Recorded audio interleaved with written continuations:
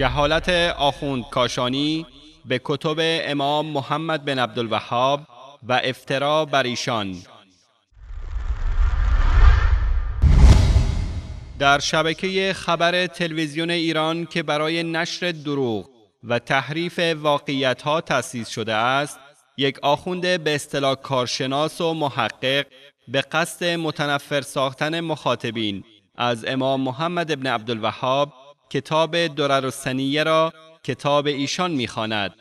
و فتوای دروغین را به ایشان نسبت می‌دهد،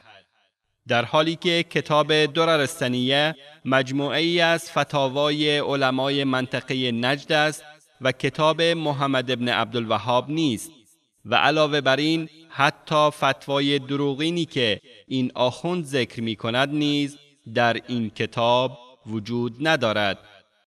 کتابی داره به اسم الدررالسنیه، این آقای محمد بن عبدالوهاب، نامه‌نگاری‌های او هست. علمای برجسته حنبلی، حنفی، کسانی که ساکن نجد و قطیف و احسان، همه سنی حتی،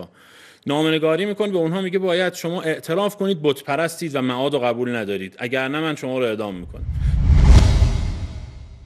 بینندگان گرامی، جای بسی تأسف است که در شبکه رسمی خبر جمهوری ولایت فقیه آخوندی بیسواد را دعوت می کنند تا اندیشه های اصلاحی محمد بن عبدالوهاب رحمه الله را به چالش بکشد،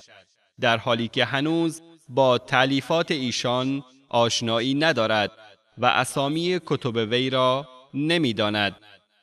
ما از این آخوند بیسواد و شبکه خبر جمهوری ولایت فقیه می خواهیم برای بینندگان ما ثابت کنند که امام محمد بن عبدالوهاب چنین کتابی را به رشته تحریر درآورده است. معین کنند که این آقایان در کدام استبل درس خواندند.